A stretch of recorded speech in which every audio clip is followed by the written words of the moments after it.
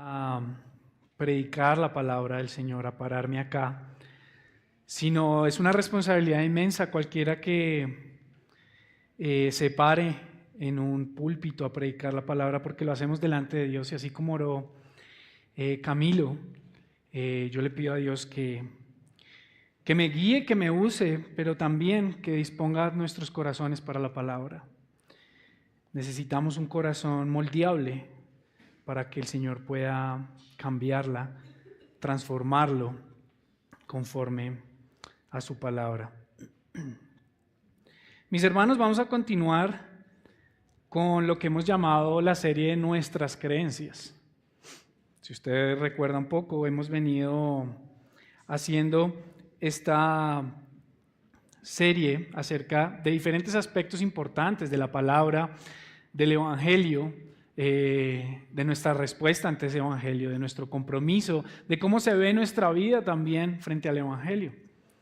Y hoy vamos a ver uno de esos detalles, titulado el sermón Vayan y hagan discípulos. Y serían nuestras creencias, vayan y hagan discípulos. Así como leímos ahorita y Camilo nos ayudó a leer la palabra, vimos un poco acerca de este llamado que tenemos todos los creyentes. Pero quisiera que nos enfocáramos en leer Mateo 28, del versículo 16 al 20. Así que abra su Biblia. Si usted no tiene una Biblia, les recuerdo, aquí tenemos a los lados Biblias que usted puede tomar prestadas. Si usted la usa en su celular, también le recuerdo, ponga su celular en modo avión, bájele el volumen, que si le entra una llamada o algo que no nos distraiga de la palabra. Así que acompáñenme a leer Mateo 28, del versículo 16 al versículo 20. Pero los 11 discípulos se fueron a Galilea, al monte que Jesús les había señalado. Cuando lo vieron, lo adoraron, pero algunos dudaron. Acercándose Jesús les dijo: toda autoridad me ha sido dada en el cielo y en la tierra. Vayan, pues, y hagan discípulos a todas las naciones, bautizándolos en el nombre del Padre, y del Hijo, y del Espíritu Santo, enseñándoles a guardar todo lo que les he mandado. Y recuerden, yo estoy con ustedes todos los días hasta el fin del mundo. Amén. Esta porción que conocemos y que es muy conocida, o tal vez es famosa por ser llamada la Gran Comisión. Tal vez todos hemos estado, digamos, de alguna u otra forma relacionados, o hemos estado en contacto porque hemos leído la palabra, pero porque se nos ha enseñado que este texto, digamos, lo hacemos llamar de manera histórica como los creyentes, como la Gran Comisión. Ahora, mi sermón lo he dividido en 4 puntos. Eso no quiere decir que no va a ser un sermón reformado bautista, ya que la mayoría siempre vamos con 3 puntos, sino que hoy quiero que veamos 4 puntos específicos. Ahorita puede que usted no los anote rápidamente todos, pero vamos a ir viéndolos uno a uno. Frente a esta verdad de la Gran Comisión, quiero que veamos 4 cosas. ¿Cuál es nuestra realidad? ¿Cuál es nuestra confianza? ¿Cuál es nuestra misión? ¿Y cuál es nuestra esperanza? Se lo repito, nuestra realidad, nuestra confianza, nuestra misión y nuestra esperanza. Ahora, este texto de la Gran Comisión no viene solo en Mateo. Si usted revisa de pronto en su palabra, si tiene alguna referencia cruzada, o si ha leído otros textos, se da cuenta, sobre todo en los evangelios, que lo encontramos también en el Evangelio de Marcos. Marcos también habla puntualmente acerca de este llamado de Cristo, de Jesús a sus discípulos. En el Evangelio de Lucas también lo vemos en el capítulo 24. Juan, en el Evangelio, también lo muestra de una manera mucho más puntual y más corta, en el capítulo 20, verso 21. Pero en Hechos también lo vemos. Hechos 1:8 dice: pero recibirán poder cuando el Espíritu Santo venga sobre ustedes, serán mis testigos en Jerusalén, en toda Judea y Samaria y hasta los confines de la tierra. Serán mis testigos. Ese es también parte de lo que, o los textos, digamos, que conocemos también como la Gran Comisión. Y aunque muchos tal vez vemos estos textos aplicados solo a misiones o a evangelización, este texto está dirigido a todo creyente, a todo quien dice ser seguidor de Cristo. Por lo cual, a todo quien dice ser un cristiano.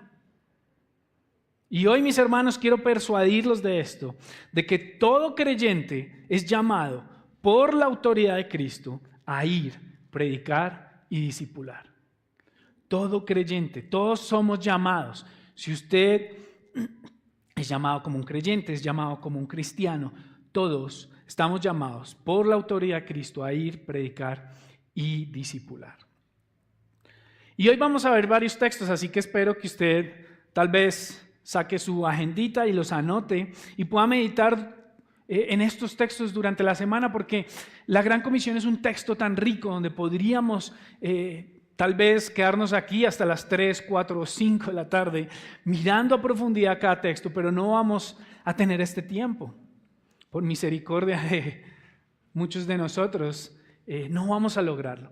Pero quiero que usted anote esos textos y quiero que usted los tenga en mente para que los pueda estudiar. Ahora, ¿qué vemos en estos versículos antes de esta porción de Mateo 28 desde el 16? Ojo, estas son las últimas palabras que registra Mateo que dice el Señor Jesucristo. Estas son las últimas palabras que Jesús da a sus discípulos y nos da a nosotros como hijos de Dios, como creyentes, antes de su ascensión. Pero ¿qué más vemos allí, digamos, en este panorama, en estos capítulos finales de la carta del Evangelio de Mateo? Antes de que Jesús diera estas palabras, Jesús ya había sido crucificado.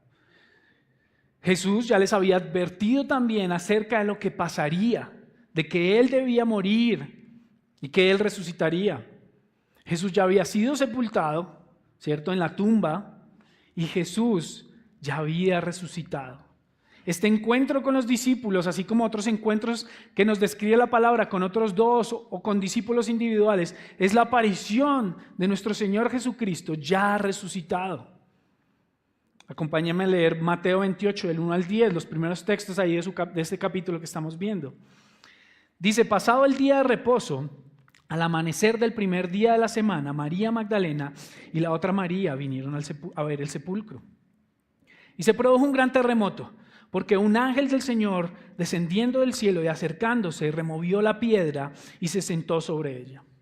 Su aspecto era como un relámpago y su vestidura blanca como la nieve. Y de miedo a él, los guardianes temblaron y se quedaron como muertos. Hablando el ángel, dijo a las mujeres: ustedes no teman, porque yo sé que buscan a Jesús, el que fue crucificado. No está aquí, porque ha resucitado, tal como él dijo. Vengan, vean el lugar donde está puesto. Vayan pronto y digan a sus discípulos que él ha resucitado entre los muertos. Y él va delante de ustedes a Galilea. Allí lo verán. Miren, se los he dicho. Y ellos, alojándose a toda prisa del sepulcro, con temor y gran gozo, corrieron a dar las noticias a los discípulos. De repente Jesús les adoraron. Y ellos, alejándose a toda prisa del sepulcro, con temor y gran gozo, corrieron a dar las noticias a los discípulos. De repente Jesús les salió al encuentro diciendo: saludos. Y ellos, acercándose, abrazaron sus pies y lo adoraron. Entonces Jesús les dijo: no teman, vayan, avisen a mis hermanos que vayan a Galilea y allí me verán. Así que la porción en la que nos encontramos es cuando Jesús les recuerda nuevamente a sus discípulos que vayan a Galilea. Ellos estaban en Jerusalén. La crucifixión sucedió a las afueras de Jerusalén, en este monte llamado Gólgota. Es un monte o es una zona que está a las afueras de Jerusalén. Así que ellos deben tomar, si usted ven tal vez en un mapa, esto no es como ir de un barrio a otro, esto tomaba un tiempo, y ellos debían ir caminando con ayuda tal vez también de burros, pero fueron en grupo hasta Galilea. Recordemos un poco este panorama. Así que, entrando ya en materia, nuestro primer versículo, que es nuestra realidad, lo que vemos por lo que lo he llamado nuestra realidad es que en estos primeros versos del 16 y 17, si usted se da cuenta allí, lo que nos muestra es las condiciones en las que estaban los discípulos, las condiciones en las que ellos estaban recién había sido crucificado, ellos estaban esperando, crucificado a Cristo, ellos estaban esperando el momento de la resurrección. Así que los discípulos, nuevamente como hemos leído, fueron a Galilea, como se les dijo, y es probable que Jesús hubiera fijado ese lugar o que hubiera dicho que fueran allá porque allí estaban la mayoría de sus seguidores. Ahora, al ver a Jesús, muchos le alabaron, otros dudaron, dice. Hay algunos autores que escarban un poquito más este texto y dicen que alabaron y también dudaron al mismo tiempo. Fue como este sentimiento mezclado. Pero mis hermanos, recordemos, este es el Jesucristo resucitado. Este es el Maestro que ahora ellos ven después de la muerte, después de haberlo visto en la cruz. Están al frente del Mesías. Es algo que cualquiera de nosotros podría estar en shock o tal vez dejarnos con estos sentimientos que no sabemos qué hacer. Las mujeres también, cuando el ángel se les aparece y cuando Jesús se les aparece, ellas están en shock y dice la palabra que tuvieron tanto temor, pero tuvieron también gozo, un gran gozo. La duda puede ser parte natural de una respuesta ante una verdad de Dios, ante su palabra muchas veces, cuando Él nos muestra algo, ante una obra también en nuestras vidas, pero el gran gozo también va acompañado en eso. Esta duda es como un remanente que hay de pecado en nuestros corazones con el cual luchamos diariamente. Y esta es la realidad de los discípulos allí, frente al Mesías resucitado. ¿Usted puede tratar de imaginarse esta escena? Lucas también relata un poco eso, que fue algo que hemos leído. Lucas relata en el capítulo 24 un poco y amplía, digamos, un poco acerca de la duda, amplía un poco qué fue lo que sucedió allí. Dice Lucas 24:36, dice, mientras ellos relataban estas cosas, ahora, ¿quiénes relataban estas cosas?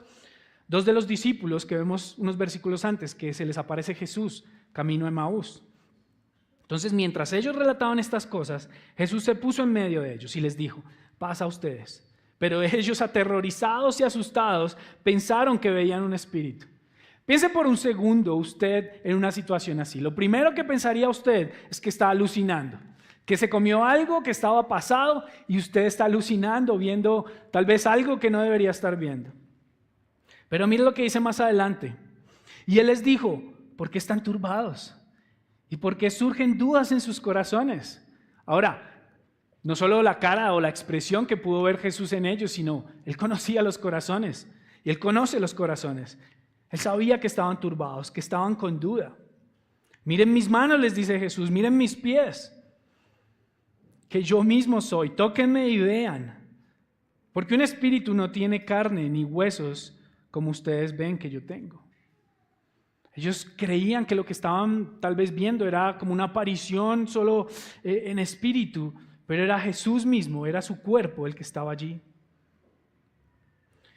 Cuando dijo esto, les mostró las manos y los pies, como ellos todavía no lo creían a causa de la alegría. Miren lo que dice la palabra.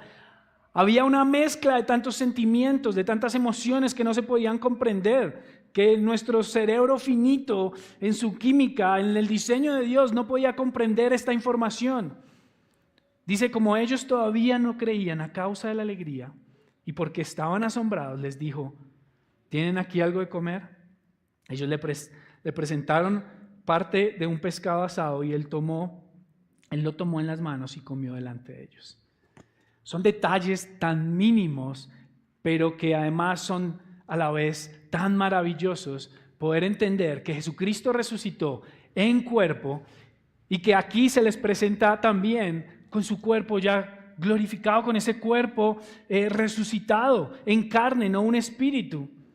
Esos detalles son importantes, ¿por qué? Porque muchos creían que Jesús, habían unas teorías en el primer siglo, unas ideas en el primer siglo, de que Jesús simplemente era un espíritu, era una aparición que parecía cuerpo, o que en su resurrección solo había sido también un espíritu que se les había mostrado.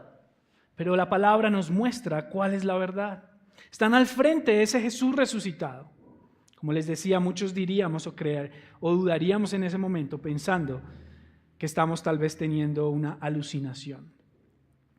Hoy en día es triste escuchar, mis hermanos, muchas veces argumentos de personas que no creen en Jesús, que no creen en Dios, diciendo estas cosas, diciendo, tal vez si se me apareciera Jesús, si se me apareciera Dios en este momento, ahí sí creería que es real.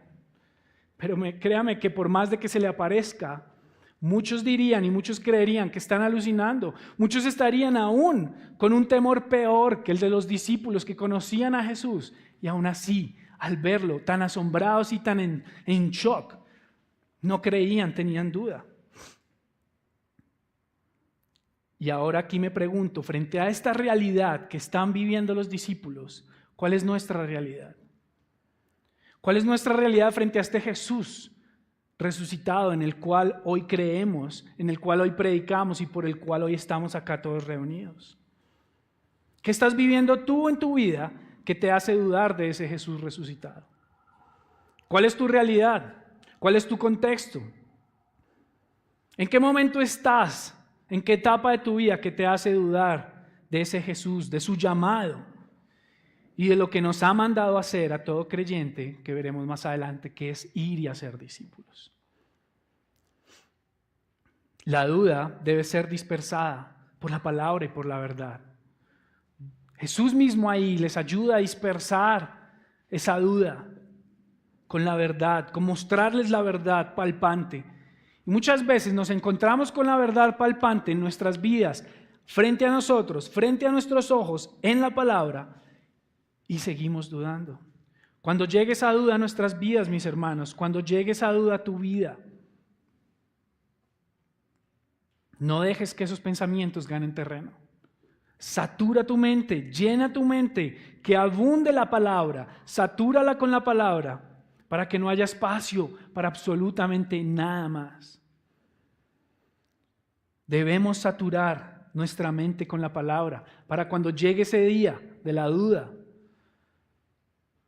nuestros pensamientos no nos ganen terreno. Mire que Jesús no dejó que los pensamientos de ellos ganaran terreno. Inmediatamente les dijo, miren, denme un pescado. Además, les dio más y más cosas en las cuales ellos deben y debían pensar en que Jesús estaba ahí con ellos presente, resucitado. Asimismo, Dios nos da herramientas y nos da formas en su palabra, meditando en su palabra, leyendo su palabra en oración, para que cuando la duda llegue no avance. Ahora, esa es la realidad de los discípulos en ese momento. Ahora, ¿cuál era esa confianza? Mi segundo punto, nuestra confianza. ¿Cuál es la confianza para lo que hemos sido llamados a hacer? ¿Cuál era la confianza de los discípulos y por qué necesitaban que su confianza sea recordado? ¿Por qué necesitaban que Jesús les recordara que lo que iban a hacer después, que ahora Él ya no estaba, ahora tenía una base sólida? Tenía una base sólida que es la autoridad de Jesús. Mira lo que dice Mateo 28:18. Dice, acercándose Jesús, les dijo, toda autoridad me ha sido dada en el cielo y en la tierra. El Jesús resucitado, después de que ellos vieron cómo fue crucificado, cómo fue puesto en la tumba, cómo esta tumba estaba cerrada con una piedra imposible de mover. Si a usted le gusta indagar sobre esto, puede indagar sobre los varios tipos de diseños de tumbas que habían y cómo la palabra nos apunta a un diseño específico.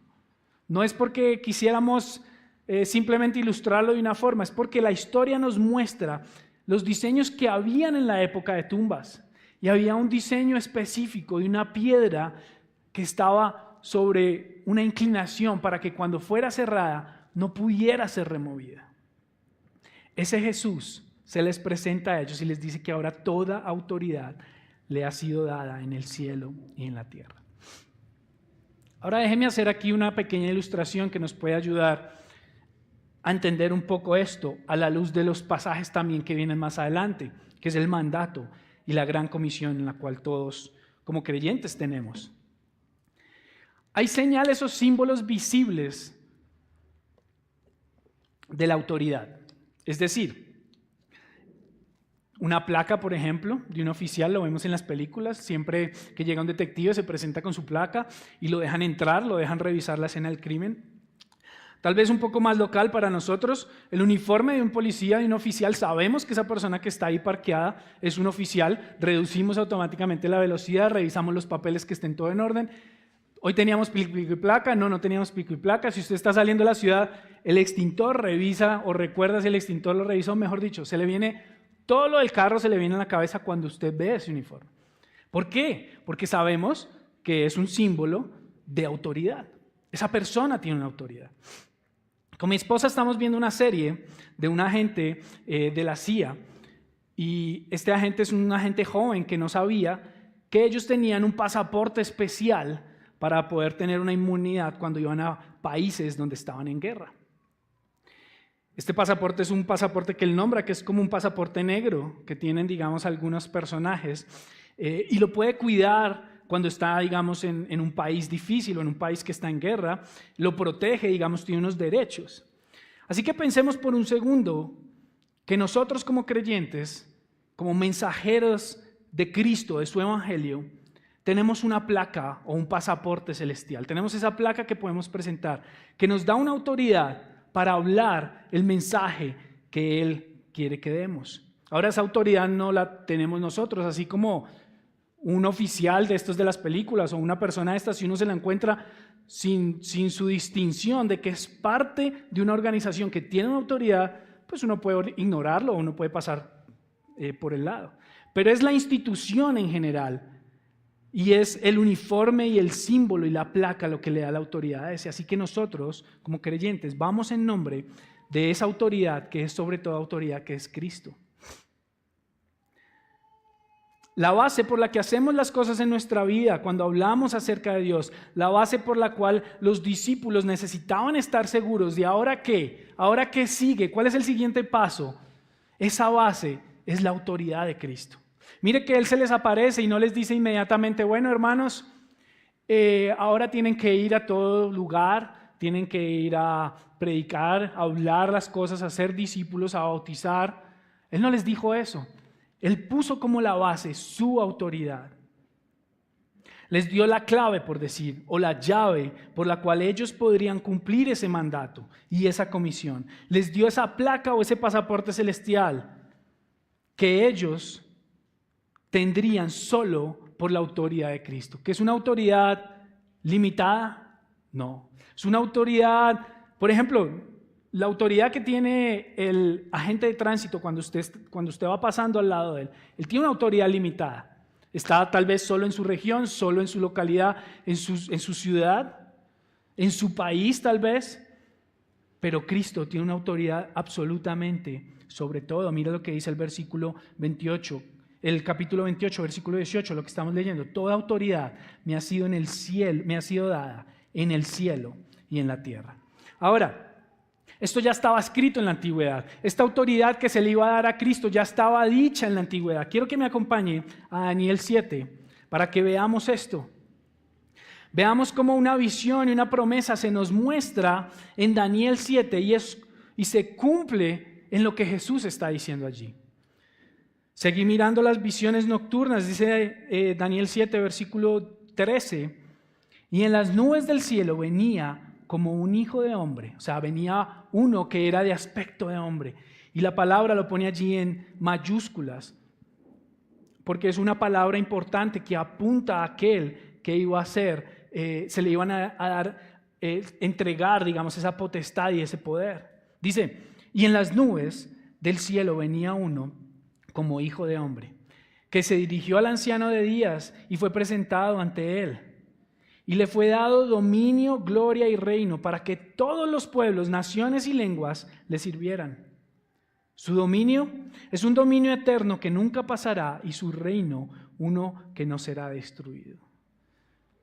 ¿Puede ver esto? Desde la antigüedad, desde Daniel, desde miles de años atrás, se había dado la profecía de que a ese hijo de hombre se le daría esta autoridad. La Biblia también nos dice que Jesús es el Señor y Salvador universal. Dice Daniel también, dominio sobre todo reino, sobre todos los pueblos. Pero Apocalipsis nos muestra ya a este Rey glorioso reinando sobre todas las naciones. Mira lo que dice Apocalipsis 7:9. Después de esto, miré y vi una gran multitud que nadie podía contar, de todas las naciones, tribus, pueblos y lenguas, de pie delante del trono y delante del Cordero, vestidos con vestiduras blancas y con palmas en las manos. Esta es la imagen de nuestro Mesías, de nuestro Jesús glorioso, con toda autoridad. Una autoridad absoluta, soberana, en el cielo y en la tierra. Esta es una prueba clara de que Jesús es Dios, de que Jesús es el Hijo de Dios. Nadie, ningún ser en el universo, en la historia de la humanidad, tiene esta autoridad. El tiempo de su humillación, el tiempo de la humillación de Cristo, de la cruz, de las burlas, de las ofensas, ya había terminado y ahora Dios lo había exaltado a lo sumo. Mire Filipenses 2:9 y recordemos estos textos que los vimos hace poco. Filipenses 2:9 dice: por lo cual Dios también lo exaltó hasta lo sumo y le confirió el nombre que es sobre todo nombre, para que al nombre de Jesús se doble toda rodilla de los que están en el cielo y en la tierra y debajo de la tierra, y toda lengua confiese que Jesucristo es Señor, para gloria de Dios Padre. Amén. Esta es la magnitud de la autoridad. Si usted quiere tratar de ir construyéndola con todos estos versículos que nos muestra la palabra. Pero aún mejor, mire cómo Mateo describe la autoridad de Jesús. Le quiero dar 5 áreas que podemos ver y trazar en el Evangelio de Mateo, donde cómo Mateo muestra esa autoridad que tenía Jesús. Una autoridad como un rey soberano, una autoridad como un Señor de toda la creación. Lo primero que quiero que mire es que Jesús tiene autoridad sobre la creación. Recordemos Mateo 8:26, cuando Él reprende los vientos y el mar y viene calma sobre la tormenta. Autoridad sobre la naturaleza. Él tiene autoridad sobre toda la creación, todo lo que Dios, su Padre, y lo que por medio del Verbo, o sea Cristo, ha sido hecho. Mire el segundo, autoridad sobre la enfermedad y los dominios. Mire cómo Mateo lo muestra a Jesús, nos muestra a Jesús con autoridad sobre la enfermedad y los demonios. Mateo 4:23-25, lo voy a leer completo. Dice Jesús iba por toda Galilea, enseñando en sus sinagogas, proclamando el evangelio del reino y sanando toda enfermedad y toda dolencia en el pueblo. Se extendió su fama por toda Siria y traían a él todos los que estaban enfermos, afectados con diversas enfermedades y dolores, los endemoniados, epilépticos y paralíticos, y él los sanaba. Y lo siguieron grandes multitudes de Galilea, Decápolis, Jerusalén y Judea, y del otro lado de Jordán. Mateo nos muestra unos capítulos antes este Jesús con autoridad sobre la enfermedad, sobre nuestro cuerpo. Jesús daba también órdenes a los demonios y salían. Recuerde Mateo 8:28 que él se encuentra un endemoniado y los demonios le gritan: ¿qué hay entre tú y nosotros, Hijo de Dios? ¿Has venido aquí para atormentarnos antes del tiempo? Ellos sabían quién era Jesús. Los demonios sabían quién era Jesús. Y les dice: ¿has venido antes de tiempo a atormentarnos? Ellos mismos, esos demonios que poseían a este hombre endemoniado, le piden permiso, le dicen, le ruegan, dice la palabra, los demonios le rogaban: si vas a echarnos fuera, mándanos a la manada de cerdos. Y Jesús les dice: vayan. Y estos cerdos se tiraron por un precipicio, por un despeñadero al mar y murieron. Es increíble ver la autoridad de Cristo, de Jesús, como nos lo muestra Mateo. Mateo también nos muestra la autoridad sobre el pecado y la muerte, la autoridad que tiene Jesús sobre el pecado y la muerte. Así que, antes de continuar con recuerde, usted y yo tenemos una placa para ir a predicar, para ir a ser discípulos, que tiene esa autoridad, porque es la autoridad de Jesús. Piense un segundo en Mateo 9, del 1 al 8, dice: subiendo Jesús en una barca, pasó al otro lado del mar y llegó a su ciudad. Y le trajeron un paralítico echado en una camilla, y Jesús, viendo la fe de ellos, dijo al paralítico: anímate, hijo, tus pecados te son perdonados. Esta es una de las palabras más escandalosas que Jesús había dicho: tus pecados te son perdonados. Ningún otro durante la historia de Israel había tenido y no tenía ni la autoridad ni la potestad de decir que esos pecados eran perdonados. Solo uno, solo el Mesías, el que era el Hijo de Dios, el que vendría a liberar al pueblo de Israel, tendría esta autoridad. Así que algunos de los escribas le decían que era un blasfema, decían: este blasfema, decían para sí. Jesús, conociendo sus pensamientos, dijo: ¿por qué piensan mal en sus corazones? Porque ¿qué es más difícil, decir tus pecados te son perdonados o decir levántate y anda? Es lo que les está diciendo, para mostrarles que yo soy el Hijo de Dios, que tengo esa autoridad. Créanme, muchos tal vez han dicho en la antigüedad levántate y anda, pero solo uno podrá decir tus pecados te son perdonados. Luego le dice al hombre, luego en el versículo 6 dice: pues para que sepan que el Hijo del Hombre, el mismo uso que venía de Daniel, para que sepan que el Hijo del Hombre tiene autoridad en la tierra para perdonar pecados. Entonces dijo al paralítico: levántate, toma tu camilla y vete a tu casa. Mis hermanos, la autoridad de Jesús nos debe dar esa base, y le dio esa base a los discípulos para saber que lo que venía lo podían hacer. Continuemos.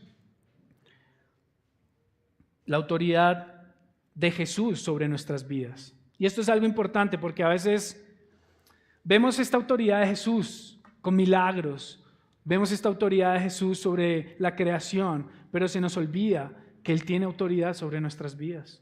Mateo 16, 24, y lo vemos hace poco, dice: entonces Jesús dijo a sus discípulos: si alguien quiere venir en pos de mí, niéguese a sí mismo, tome su cruz y que me siga.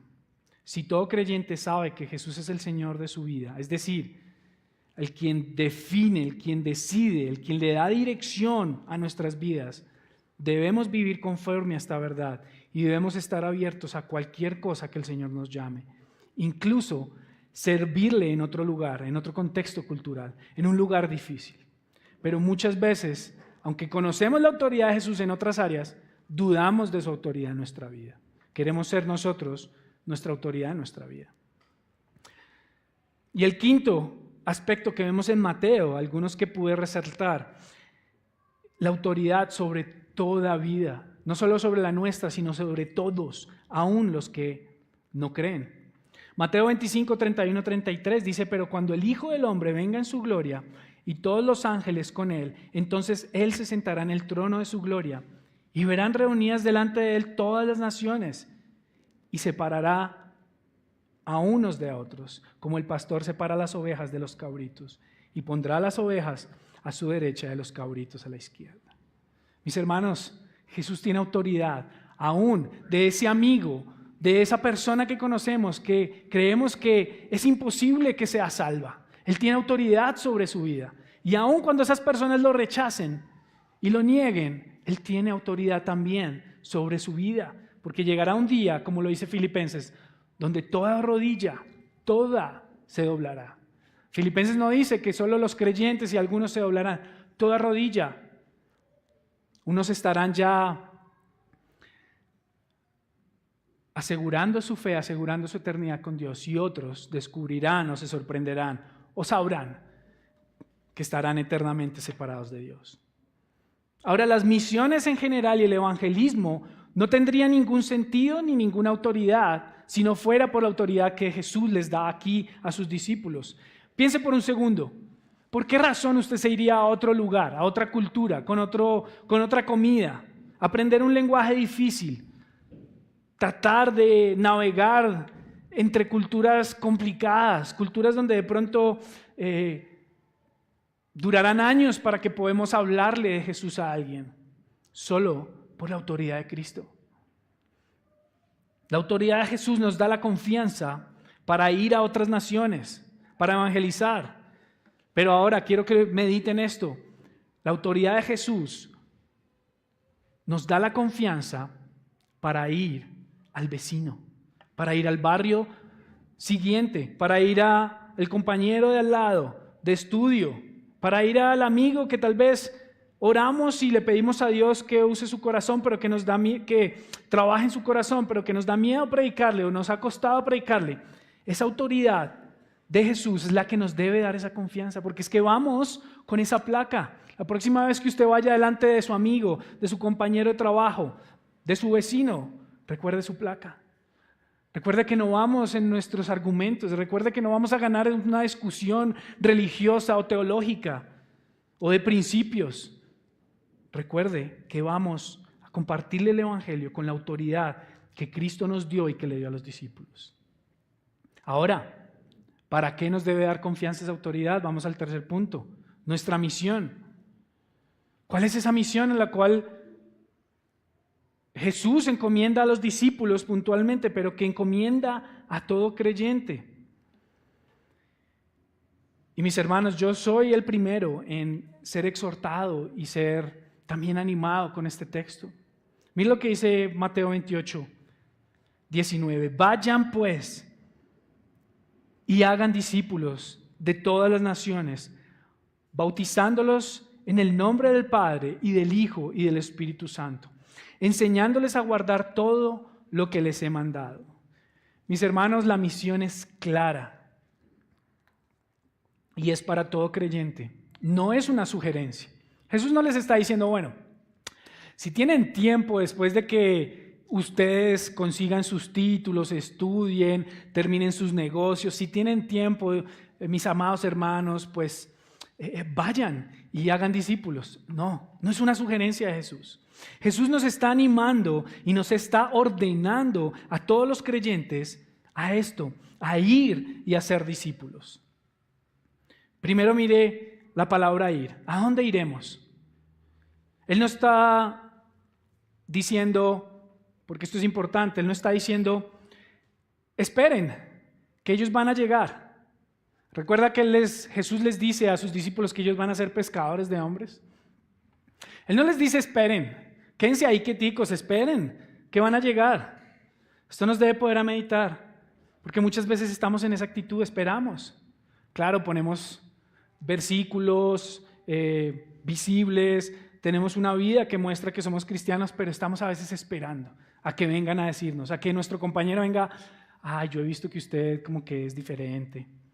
Y se nos ha enseñado muchas veces eso, pero Jesús no está diciendo acá, esperen que ellos vendrán, están diciendo, vayan pues y hagan discípulos. Tenemos que ir, mis hermanos.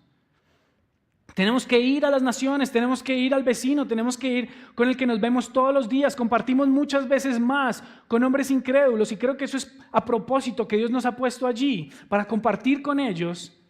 Muchas veces compartimos más que con los hermanos de la iglesia y muchas veces nos quedamos ahí esperando que ellos vengan. No vamos, no damos ese avance, no recordamos que tenemos una autoridad con una placa que no es nuestra, que no son nuestros pensamientos, que no son nuestros argumentos, sino que es la autoridad de Jesús. ¿A dónde vamos? Vamos a las misiones también. Como iglesia tenemos una carga especial por las misiones. Pero eso debe ser como iglesia, eso no puede ser la carga solo del pastor Álvaro o del pastor Daniel o de un grupo de hermanos que están sirviendo para esta misión.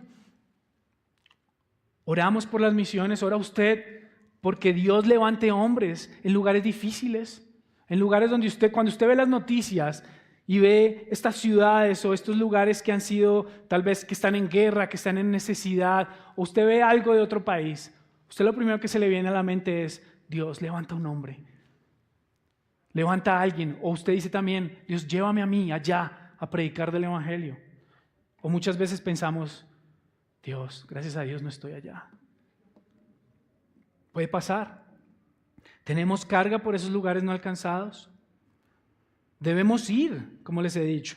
Debemos ir a los lugares no alcanzados, a las ciudades no alcanzadas, a los departamentos no alcanzados de Colombia, a las regiones no alcanzadas. A veces creemos que porque estamos viviendo en un país que tiene una tradición católica, todos han sido enseñados en quién es Jesús y quién es el Evangelio.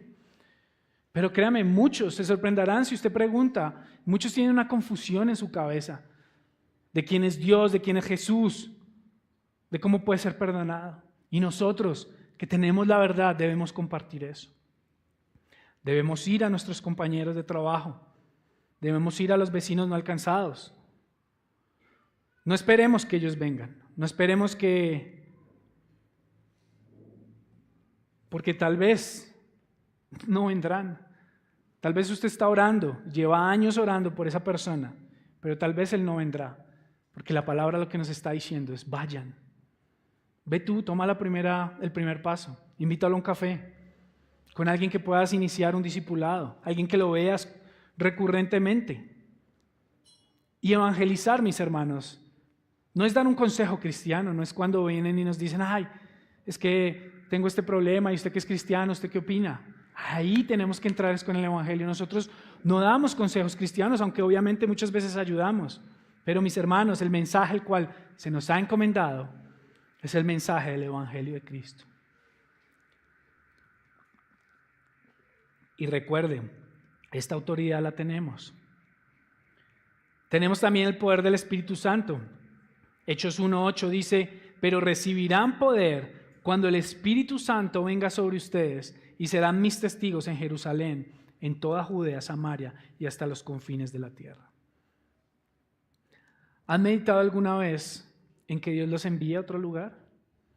No un traslado de trabajo. Muchas veces decimos, ay, bueno, Dios, si tú me quieres llevar a un lugar, pues acomoda todas las cosas y que el trabajo me mande a otro lado. Y queremos tener como todas las cosas seguras, ¿no?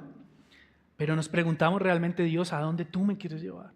Estoy dispuesto a renunciar mi trabajo, mi comodidad, mis ventajas en esta ciudad, en este trabajo, para servirte. ¿Dónde necesitas que sea predicado el evangelio?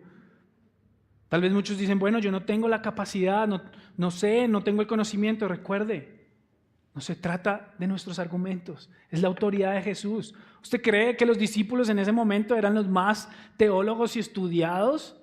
Jesús tuvo, como leíamos y Camilo nos ha ayudado a leer, Jesús tuvo que mostrarles, iluminarles, y ese es el poder del Espíritu Santo. Les dijo, les mostró y entendieron las cosas de la palabra. Ese es el poder, esa es nuestra seguridad. Todos deberíamos meditar en esto y aceptar ese llamado. No es un llamado exclusivo de un misionero. Muchas veces decimos, no, es que yo no tengo ese llamado. Las misiones, no, yo sirvo acá, yo puedo servir en esta área, en la otra, pero las misiones no tengo ese llamado. No es una opción, mis hermanos. Y en esto fui confrontado yo. No es una opción. Nosotros estamos llamados a las misiones, estamos llamados a ir y a predicar, a ser discípulos en todo lugar. Y la vida cristiana se ha vuelto cómoda en esta época. La vida cristiana moderna se ha vuelto cómoda donde cumplimos con unos estándares eclesiales o unas obligaciones y compromisos, como cosas mínimas que como miembros debemos cumplir. Entonces, asisto con regularidad los domingos, de vez en cuando asisto al grupo zonal, como para que no me digan, ¡uy, qué milagro! De vez en cuando me meto a la oración, a la reunión de oración también como para escuchar, y pasamos ahí, como uno dice, raspando, con un 3-5. Pero mis hermanos, vuelvo y les digo, el llamado que hace Jesús aquí no es este. El llamado que nos hace a todo creyente, a usted que está sentado hoy, es vayan y hagan discípulos, vayamos y hagamos discípulos. Y yo reconozco mi pecado porque he sido confrontado con esto. Somos cómodos, somos individualistas, nos gusta nuestra comodidad. Hemos abrazado el evangelio y nos gusta donde estamos cómodos. No queremos que Dios nos mueva a un lugar incómodo a servirle. Pero debemos meditar y debemos arrepentirnos de esto. No quiere decir que usted mañana se vaya inmediatamente al lugar más difícil, pero sí significa que le estamos dando la autoridad que le corresponde a Jesús, esa autoridad que tiene sobre todos y más sobre sus hijos. Ahora, otro aspecto donde vemos allí para sus discípulos es hacer discípulos. El llamado para ellos de hacer discípulos, primero es ir, luego es hacer discípulos. No es simplemente dar, como les decía, un consejo cristiano, no es tampoco dar, digamos, una palmadita y enseñar algunos principios que la gente va a poder usar en su vida y tener una vida relativamente buena o moral. Es hacer discípulos, mis hermanos, y esto requiere un esfuerzo de todos nosotros, un tiempo que debemos invertir en las vidas de las personas. Una pregunta que tocó mi corazón en el proceso que estamos para preparación a pastor y que me entristeció un poco hace un tiempo. Una de las preguntas de evaluación que me hizo el pastor Álvaro es: ¿cuántos estás discipulando? ¿Cuántos en la iglesia podrían decir, David me está discipulando? Y yo agaché la cabeza y con sinceridad le dije, no tengo nadie tal vez, o tal vez una persona con la cual he sido cercano y hemos intencionalmente crecido en amistad. Pero mis hermanos, debemos arrepentirnos de esto. Y yo me arrepiento y le pido al Señor que nos ayude a ver esta gran comisión como algo que tenemos todos aquí, una responsabilidad que tenemos todos de hacer discípulos. Esto nos anima a orar, esto nos anima a pedirle a Dios que nos ayude a trabajar y a perseverar en estas áreas. Ahora, muchas veces el miedo ni siquiera lo pasamos, como les decía, de ir. Ahora tenemos que vencer y pedirle a Dios y a su Espíritu que nos dé ese valor para vencer ese miedo de hacer un discípulo.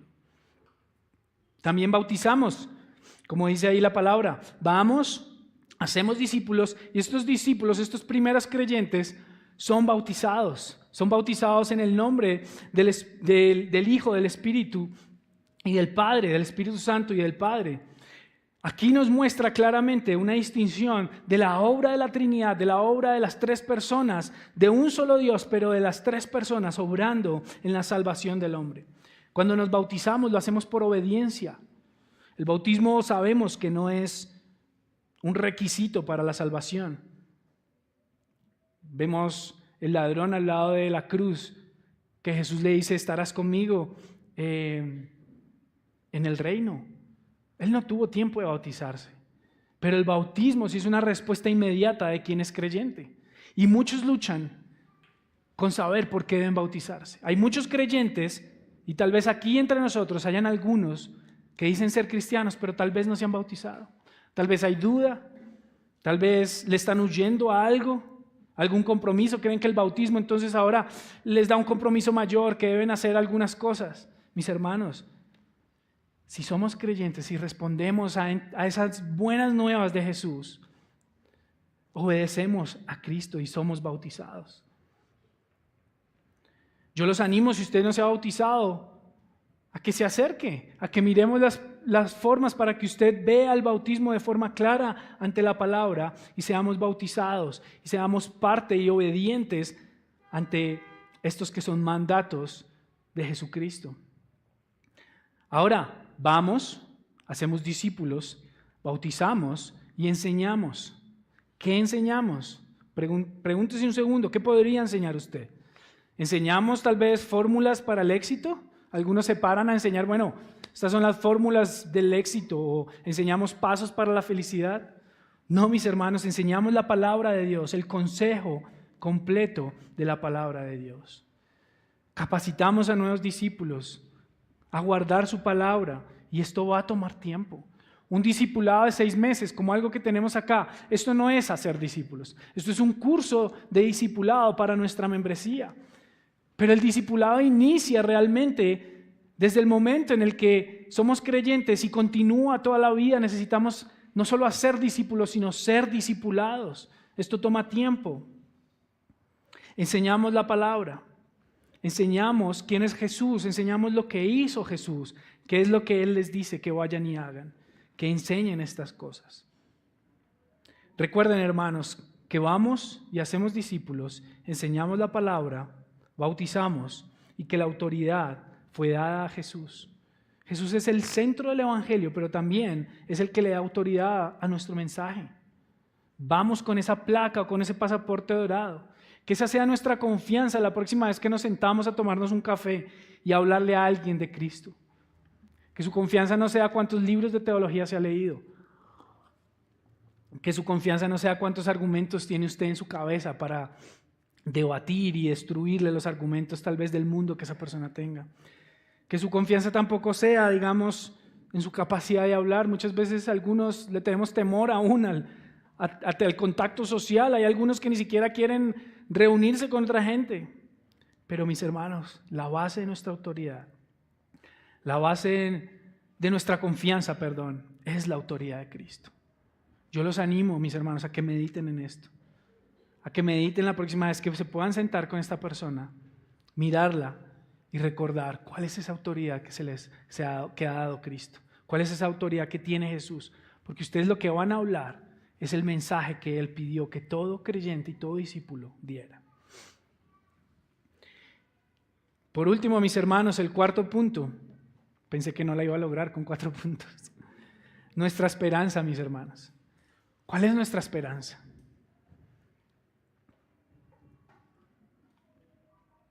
Jesús está con nosotros hasta el fin del mundo. Usted puede leerlo allí, en este último versículo 20, la última parte. Él es nuestra esperanza. Hemos visto hasta aquí cuál es nuestra realidad. Hemos visto también cuál es nuestra confianza, la confianza en la autoridad de Jesús. Recordando esa placa, vimos cuál es nuestra misión. ¿Qué es lo que debemos hacer? No es negociable, es algo que es para todo creyente, independiente de su trabajo, de si es difícil, si el ambiente es más pesado que otro. Es nuestro mandato, es nuestra misión. Y ahora veamos nuestra esperanza. No vamos solos. Ahora, si esa placa nos daba confianza, la autoridad de Cristo nos daba confianza. Ahora, ¿cómo más la compañía y saber que estamos junto con Cristo y con su Espíritu no nos va a dar confianza? Piensen esto por un segundo. No solo estamos yendo con quien tiene toda la autoridad o dando el mensaje de quien tiene toda la autoridad, sino ahora Él dice que está con nosotros. El Evangelio de Mateo también, en el capítulo 1, nos recuerda este nombre Emmanuel, Dios con nosotros, y quisiera leerlo. Dice, todo esto sucedió para que se cumpliera, Mateo 1:22. Todo esto sucedió para que se cumpliera lo que el Señor había hablado por medio del profeta, diciendo, he aquí, la Virgen concebirá y dará a luz un hijo, y le pondrán por nombre Emmanuel, que traducido significa Dios con nosotros. Aquí el Evangelio de Mateo, citando a Isaías 7, nos está mostrando esa promesa de que Dios estará con nosotros. Dios está con usted, mi hermano, cada vez que usted tiene este deseo de predicarle a alguien. No nos sintamos achantados porque nos rechazan. Dios está con nosotros. Y tenemos además el mensaje de quien tiene toda la autoridad. Miremos por un segundo en el Antiguo Testamento cómo Dios le dice al pueblo que siempre está con nosotros. Porque esto nos recuerda que no es algo que simplemente Jesús está diciendo ahora, sino que constantemente Dios se lo ha mostrado a su pueblo. Y ahora, usted y yo, que somos injertados, que somos ahora adoptados en esta familia, ahora nosotros también tenemos esa compañía. El Dios que había prometido estar con el pueblo en diferentes momentos, ahora nos da esa esperanza a nosotros. Génesis 28:15 dice, ahora bien, yo estoy contigo, te guardaré por donde quiera que vayas y te haré volver a esta tierra. No te dejaré hasta que haya hecho lo que te he prometido. Dios, hablándole a Jacob en Génesis, Él estará con él. Hablándole a Josué, en Josué capítulo 1, versículo 5, dice, nadie te podrá hacer frente en todos los días de tu vida, así como estuve con Moisés, estaré contigo. No te dejaré ni te abandonaré. Mis hermanos, esa es la promesa de Jesús con nosotros.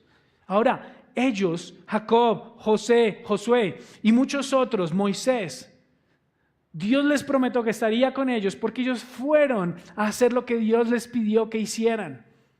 Nosotros, se nos está diciendo aquí en Mateo 28, que debemos ir y hacer lo que Dios nos está diciendo. Cuando vamos y obedecemos, esa presencia está con nosotros. Ese Dios omnipotente está con nosotros. Ese que acompañó a Jacob, a Moisés, que acompañó a Josué, estará con nosotros y no nos dejará ni nos abandonará. Recordemos eso, mis hermanos, la próxima vez que veamos este verso, la próxima vez que veamos las noticias otra nación, Oremos por esa nación. La próxima vez que veamos a nuestro vecino en el puesto de trabajo, en el puesto, no sé, al lado con la persona que estudiamos, aún el profesor, cualquier persona que está, nuestros amigos, recordemos, debo predicarle. Debo predicarle, Jesús está conmigo, Él no me abandonará, debo predicarle. Y es el poder y la autoridad que tiene Jesús la que obrará en su vida, no son mis argumentos. Muchas veces ponemos obstáculos de, es que no sé cómo decirle, es que qué tal que me equivoque, qué tal que le diga algo que no es. Mis hermanos, predicamos la palabra, está ahí escrita. Leámosle un versículo en Romanos de cómo somos pecadores y ahora por medio de Jesucristo hemos sido perdonados y somos hijos de Dios. Así de sencillo, mis hermanos. Oremos por ellos. Dependemos de la presencia de Cristo y los discípulos en ese momento sabían que dependían de la presencia de Cristo. Y por eso fueron animados y se les fue prometido también el Espíritu Santo. Juan 15 nos dice en el versículo 26, cuando venga el Consolador, a quien yo enviaré del Padre, dice Jesús, es decir, el Espíritu de verdad que procede del Padre, Él dará testimonio de mí y ustedes también darán testimonio, porque han estado junto a mí desde el principio, mis hermanos. Esa es nuestra esperanza. ¿Cuál es nuestra esperanza? La esperanza de que Él está con nosotros, de que tenemos al Espíritu, mis hermanos. Así que, independiente de nuestra realidad, debemos recordar cuál es nuestra confianza para predicar. No dudemos de quién es Jesús y de su autoridad. Independiente de nuestra realidad, también recordemos cuál es nuestra misión. Todos los creyentes estamos llamados a ir y a predicar, a ser discípulos. Tal vez muchos aquí levanten la mano si yo pregunto quiénes han predicado en su vida. Muchos aquí tal vez levantarán. Tal vez en esta semana le hablé de Jesús a alguien. Pero ¿cuántos hemos hecho discípulos? Nuestros primeros discípulos claramente son nuestra familia, nuestros hijos, los que son padres, los que son esposos, tu esposa, las esposas, tus hijos y también tu esposo. Todos tenemos que ser llamados a esto. Pero mis hermanos, no nos podemos quedar allí. Busquemos hacer discípulos. Busquemos tener una agenda ocupada, tomando tal vez un café o unas onces con alguien, estudiando un libro y enseñándole la palabra. Para finalizar, mis hermanos, ir, hacer, bautizar, enseñar, son imperativos que nos quedan grandes sin la autoridad de Jesús. Son ordenanzas que no podemos hacer en nuestra capacidad ni nuestros conocimientos, sino solo por medio de la ayuda de Jesús, estando con nosotros y recordándonos su autoridad. No estás solo. La próxima vez que prediques, recuerda, no estás solo. No estás solo. Emmanuel, acuérdate de ese nombre. Emmanuel, Dios con nosotros.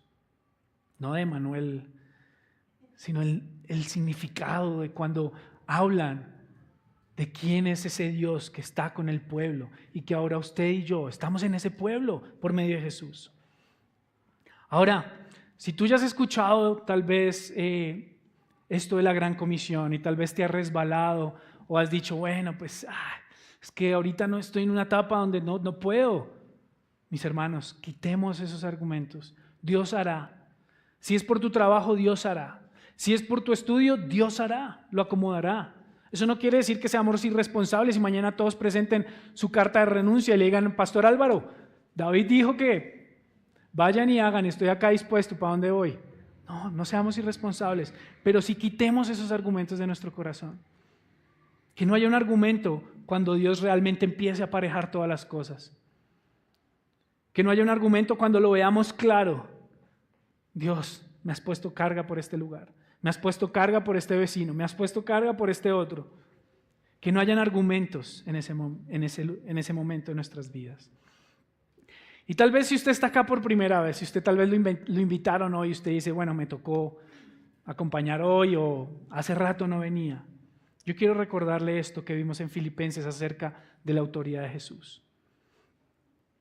Dice Filipenses 6:12, dice, el cual, aunque existía en forma de Dios, Jesús, siendo Dios, no consideró el ser igual a Dios como algo a que aferrarse. Él no consideró su posición para aferrarse allí cómodamente, sino que, estoy yo agregando mis comentarios, ¿no? sino que se despojó a sí mismo tomando forma de siervo, haciéndose semejante a los hombres. Jesús, siendo Dios, se despojó a sí mismo tomando forma de siervo, haciéndose semejante a los hombres. Y hallándose en forma de hombre, se humilló él mismo, haciéndose obediente hasta la muerte y la muerte de cruz. Por lo cual Dios también lo exaltó hasta lo sumo y le confirió nombre que es sobre todo nombre, para que el nombre de Jesús se doble, para que al nombre de Jesús se doble toda rodilla de los que están en el cielo y en la tierra y debajo de la tierra, y toda lengua confiese que Jesucristo es Señor, para gloria a Dios Padre. Amén. Si usted está aquí y tal vez no ve esto, no lo dice, no, eso que está diciendo, no. Yo le recuerdo, o le pregunto más bien, ¿confesarás a Jesús hoy? Que tienes la oportunidad, o confesarás a Jesús cuando ya sea demasiado tarde. Porque toda rodilla se postrará ante Él en el día del juicio. Llegará un día donde todos nos presentaremos ante Él. Algunos se presentarán con sus obras, dirán, miren, esto es lo que yo hice. Dios, yo fui bueno, y Él lo rechazará. En tu nombre hice esto, yo hice lo otro, y Él lo rechazará. Otros llegaremos diciendo, lo que hice, lo hice solo por misericordia de Cristo. Presentamos a Cristo y por medio de Cristo es que seremos perdonados. Vuelvo y te pregunto, ¿confesarás a Jesús como Señor hoy o lo confesarás como Señor cuando ya sea tarde? En algún momento lo confesarás. Hoy puedes poner argumentos de que tal vez has sido herido por la iglesia, de que tal vez no crees en la Biblia porque no tiene de pronto el suficiente respaldo, o tú crees eso, o porque has sido manipulada por la historia, que es otra mentira que nos venden, pero algún día toda rodilla será que se doblará y confesará. Así que hoy es el día para confesarlo. Y nosotros también, los que hemos tal vez creído en el Señor, hoy es otro día más para confesar que Él es el Señor, que tiene autoridad en nuestra vida, para ir, para ser discípulos y para cumplir esta gran comisión, mis hermanos. Oremos. Amado Padre, Señor, yo te doy gracias por este día y por tu palabra, Dios. Yo te ruego que todo, Señor, lo que he podido compartir con mis hermanos, Señor, sea filtrado por tu palabra y por tu Espíritu. Que ellos puedan retener, Señor, lo que ha sido, Señor, verdadero y eterno, que es tu palabra. Ayúdalos, Padre Santo, ayúdanos, Señor, a entender esta verdad, Señor, a entender que nos has llamado a todos, Señor, y perdónanos porque muchas veces hemos ignorado este llamado, porque muchas veces nos hemos puesto detrás, Señor, de argumentos, de una vida cómoda, Señor, que te honra, una vida buena cristiana, una vida que busca crecer en su palabra, pero nos hemos escondido, Señor, o alejado de este mandato que es ir y hacer discípulos, Señor. Ayúdanos a tener un corazón, Señor, con pasión por las misiones, Señor. Que haya fuego, Señor, en nuestro corazón, que nos arda, que nos duela, que nos anime, Señor, a orar, Padre Santo, a participar, Señor, por las misiones, Señor.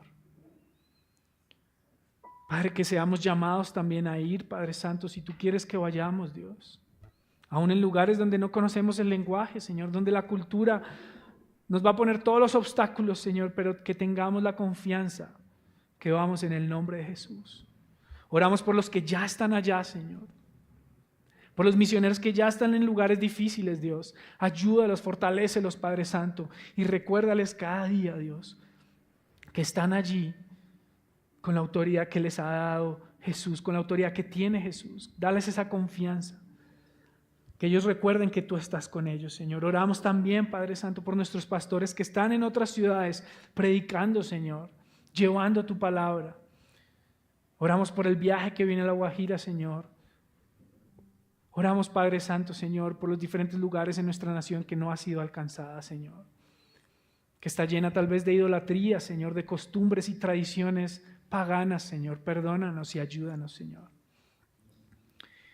Y Padre, ayúdanos, Señor, realmente a ser unos siervos, Padre Santo, para tu gloria.